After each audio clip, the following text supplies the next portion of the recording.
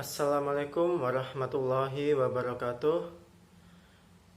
Halo semuanya, salam sehat dan salam sejahtera untuk kita semua yang senantiasa berperilaku baik, berprasangka baik, dan bertutur kata baik.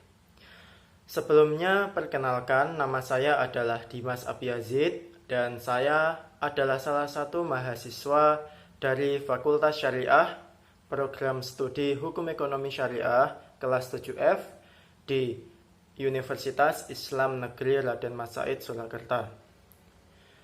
Pada kesempatan kali ini saya akan mencoba mempresentasikan tugas salah satu mata kuliah yang saat ini sedang saya tempuh, yaitu mata kuliah Hukum Perdata Internasional.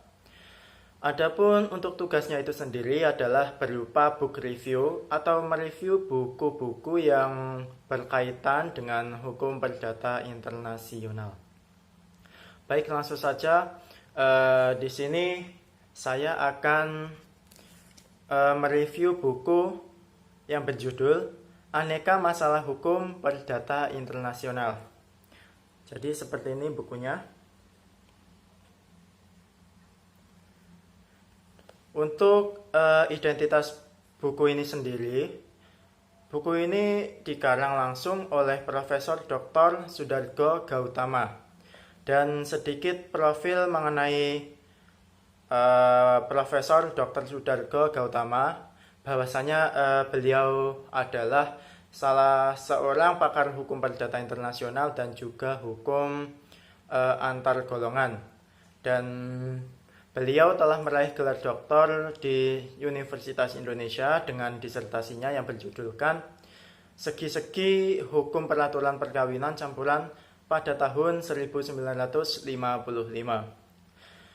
Beliau lahir di Jakarta pada tahun 1928 dan meninggal pada tanggal 8 September 2008 di usianya yang sudah menginjak 80 tahun. Oke. Kemudian untuk profil buku yang selanjutnya adalah buku ini diterbitkan oleh penerbit alumni pada tahun 1985 di kota Bandung. Dan untuk tebal dari buku ini memiliki tebal kira-kira kurang lebih 325 halaman. Dan selanjutnya apa saja yang ada di dalam buku ini. Jadi buku ini, Aneka Masalah Hukum Perdata Internasional, itu berisi mengenai himpunan karangan mengenai hukum perdata internasional yang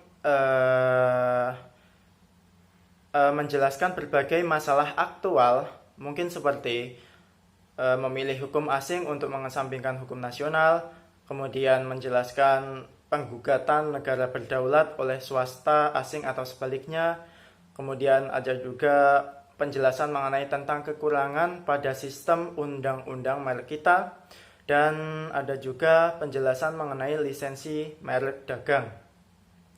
Nah, harapannya buku ini bisa menarik perhatian khalayak para pecinta hukum, terutama hukum internasional itu sendiri. Lalu kemudian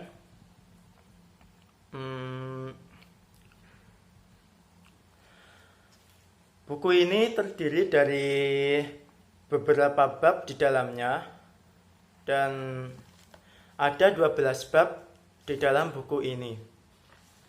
Bab pertama adalah memilih hukum asing untuk mengesampingkan hukum nasional. Kemudian bab yang kedua adalah apakah negara berdaulat dapat digugat oleh swasta asing di hadapan pengadilan di luar negeri. Lalu bab ketiga adalah apakah pemerintah asing dapat digugat di Indonesia. Kemudian bab keempat adalah saya suka buatan Indonesia, maksudnya kekurangan pada sistem undang-undang merek kita. Lalu bab kelima adalah Mahkamah Agung dan lisensi merek dagang. Kemudian yang keenam adalah Mahkamah Agung dan pembatalan pendaftaran merek. Kemudian bab ke-7, perjanjian untuk memilih arbitrase harus tepat. Kemudian yang ke-8 atau bab ke-8, penjelasan mengenai apakah arbitrase lebih menguntungkan dari berperkara di hadapan pengadilan biasa. Kemudian bab 9 menjelaskan mengenai pelaksanaan keputusan arbitrase luar negeri Indonesia. Kemudian bab 10 ada perkara-perkara kapal Indonesia di hadapan hakim luar negeri.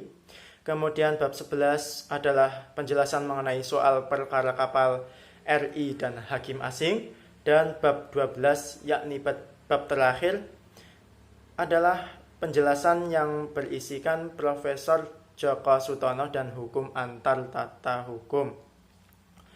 Nah, di sini ada beberapa bab yang mungkin menarik perhatian saya sebagai pembaca bukunya, yakni terdapat pada bab 2 yang menjelaskan apakah negara berdaulat dapat digugat oleh swasta asing di hadapan pengadilan luar negeri. Jadi pada bab ini dijelaskan bahwasannya salah satu masalah yang selalu menarik perhatian adalah sejauh mana suatu negara yang berdaulat dapat digugat di hadapan forum pengadilan asing. Masalah ini berkenaan dengan kedaulatan negara atau prinsip sovereinitas yang selalu dipersoalkan jika timbul sengketa antara pihak swasta luar negeri dan suatu negara yang berdaulat. Misalnya karena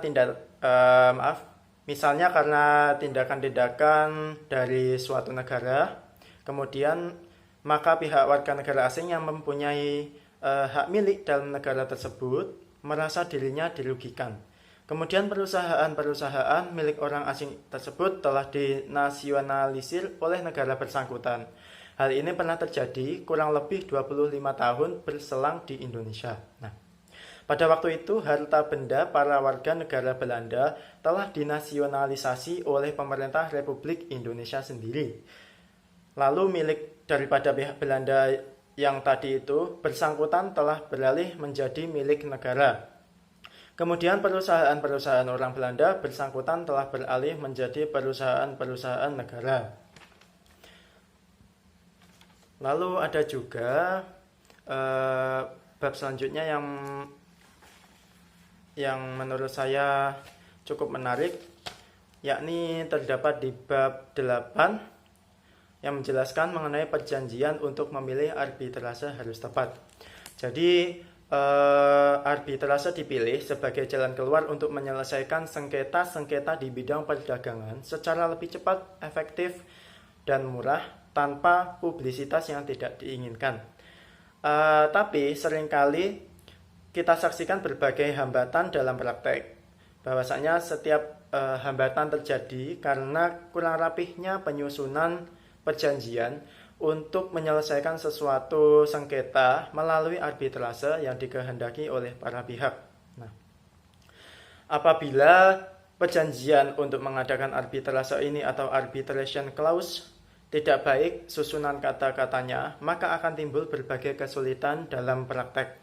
Bukan saja perkara tidak dapat diselesaikan lebih cepat, tetapi sebaliknya akan lebih lama dan kadang berakhir dengan suatu jalan buntu.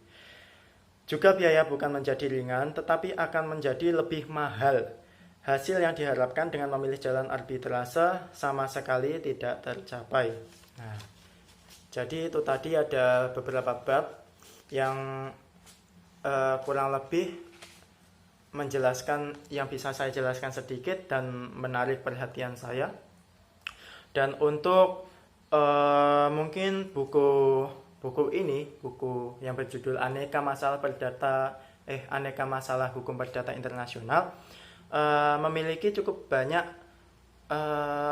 kamus-kamus baru atau mungkin teori-teori baru yang sebelumnya mungkin belum saya ketahui, sehingga dapat dikatakan bahwa buku ini memiliki cukup banyak memberikan pengetahuan baru mengenai hukum perdata internasional khususnya.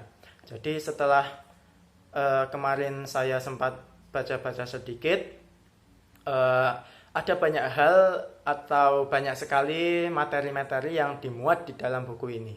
Dan seperti halnya apa saja toh yang membuat buku ini menurut saya menarik, karena mungkin contohnya seperti ada beberapa pasal-pasal yang berkaitan dengan hukum perdata internasional, maksudnya seperti pasal-pasal berbahasa Inggris dan lain sebagainya begitu, yang membuat saya semakin penasaran untuk menggali maksud dari pasal-pasal itu. Jadi apakah pasal-pasal ini ada kaitannya atau berkesinambungan dengan maksud-maksud suatu perkara begitu. Namun meski begitu, buku ini memiliki beberapa kekurangan yang